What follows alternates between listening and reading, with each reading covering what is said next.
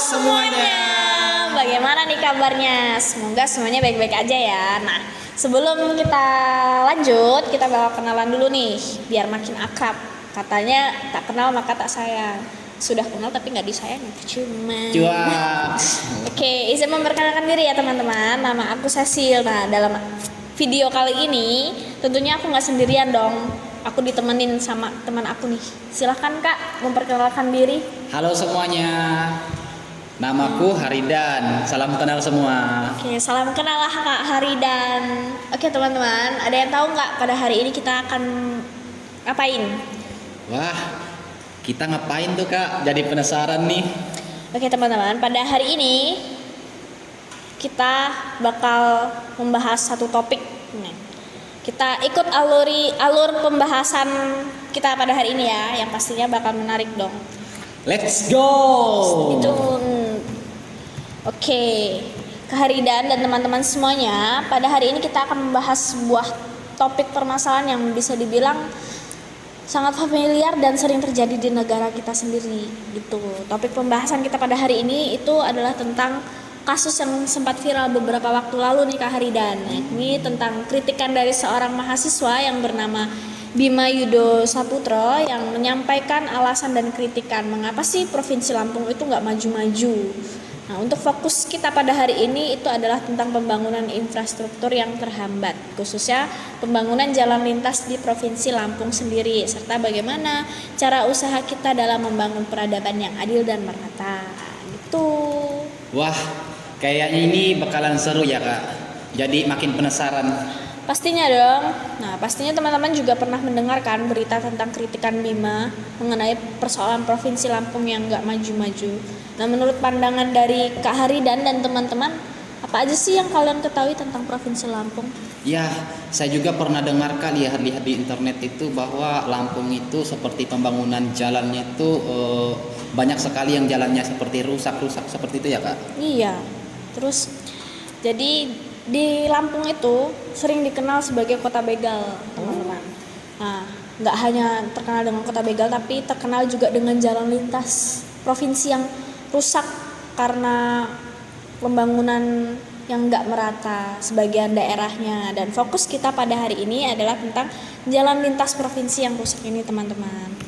Wah, menarik sekali ya Kak. Kalau boleh tahu Kak, daerah mana saja sih yang mengalami kerusakan jalan dan tidak mendapatkan perbaikan dari pemerintah? Terus apa yang menyebabkan pembangunan infrastruktur di Lampung itu sendiri tidak berjalan Kak?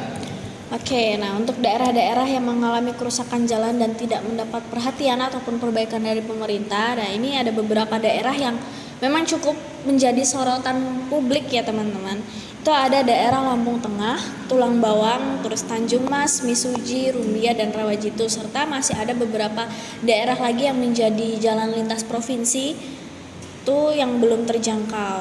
Nah, untuk penyebabnya sendiri itu karena kurangnya kepekaan dari pemerintah Lampung dan masih banyak oknum-oknum yang melakukan tindakan korupsi atas keserakahan diri mereka, sehingga proses pembangunan infrastruktur di Lampung itu menjadi tidak merata. Wah, banyak juga ya Kak daerah-daerah yang belum terjangkau. Pastinya masyarakat di sana juga banyak mengalami kesulitan dalam usaha mereka dan berpengaruh besar untuk perkembangan ekonomi karena kondisi jalan yang rusak parah ya Kak. Iya benar sekali teman-teman, dengan kondisi jalan yang rusak di jalan lintas provinsi itu sangat menghambat usaha masyarakat di sana, terutama bagi mereka yang memiliki ruko, terus toko-toko besar, perkebunan sawit, karet, juga tambak udang.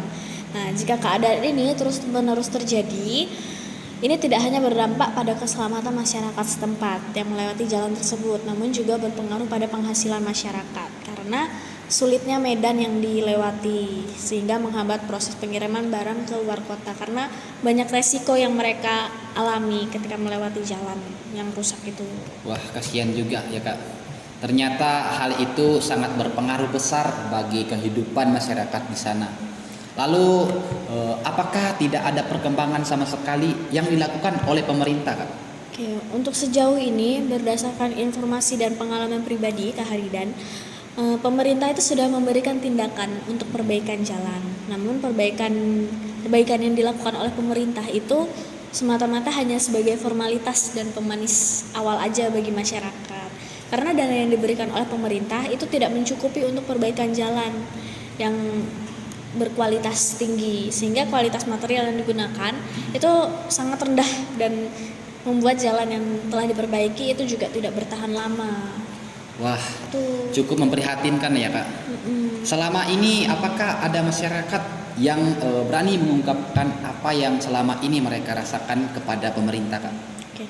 Sebenarnya dari masyarakat setempat, terutama masyarakat Lampung, terlebih di daerah saya sendiri, itu masyarakat sudah sering kali ya mengutarakan apa yang menjadi keluhan mereka akan jalan, kesedihan, penderitaan yang mereka alami karena pembangunan infrastruktur jalan yang memang tidak terlaksana dengan baik. Nah, namun pihak atas juga tidak mau mendengar suara masyarakat, justru malah memakan masyarakat. Sampai pada beberapa waktu lalu di tahun 2023 itu ada seorang mahasiswa itu berasal dari Lampung yang berkuliah di Australia kalau nggak salah, bernama Bima, yang mengutarakan suaranya akan keadaan Provinsi Lampung itu sendiri. Namun hal ini malah mendapat tanggapan yang tidak sesuai dengan harapan gitu. Loh, kenapa emangnya Kak? Apakah pemerintah setempat merasa tidak terima akan ungkapan Bima? Ya benar banget, jadi pemerintah setempat itu merasa tersinggung atas pernyataan Bima. Mereka mungkin merasa direndahkan gitu ya. Namun sebenarnya pernyataan yang disampaikan oleh Bima memang benar adanya atas keadaan Provinsi Lampung, khususnya dengan keadaan jalan yang tak kunjung ada perbaikan, terlebih di jalan lintas provinsi itu. Karena sesungguhnya banyak masyarakat juga yang bertanya, kemana perginya dana yang sudah diberikan oleh negara selama ini. Nah, masyarakat setempat hanya ingin keadilan dan juga diberikan kesejahteraan akan hidup mereka serta perkembangan setiap daerah yang memadai untuk mendukung usaha mereka itu sendiri. Seperti itu ya Kak.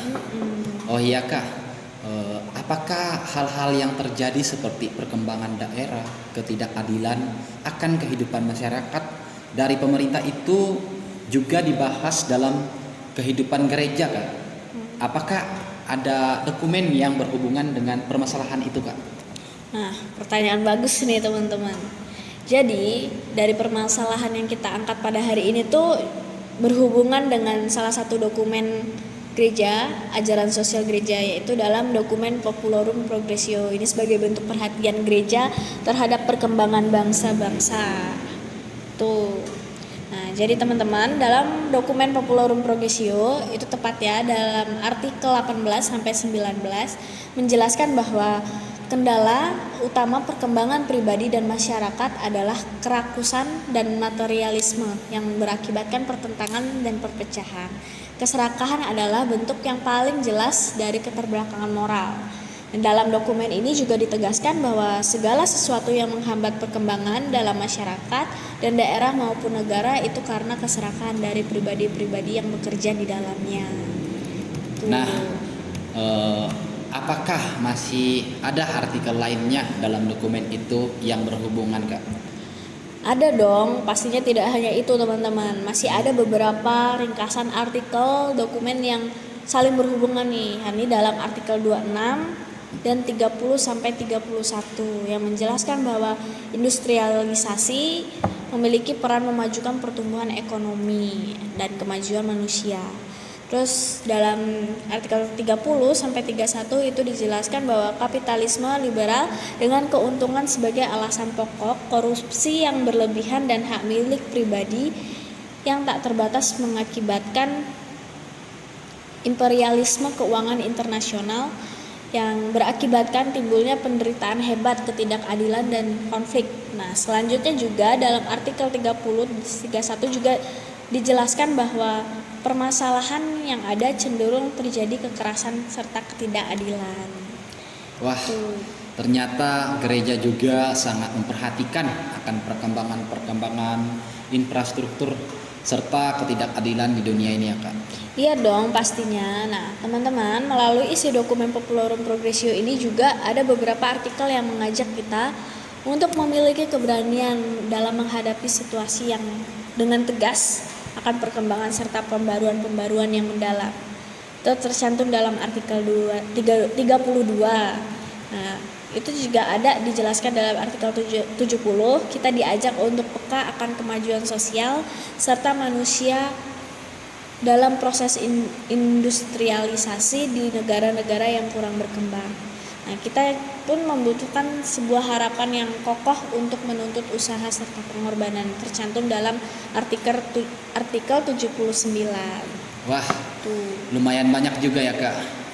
Isi dokumen yang menghantar perhatian gereja akan perkembangan-perkembangan yang terjadi, terutama di Lampung ya Kak. Iya.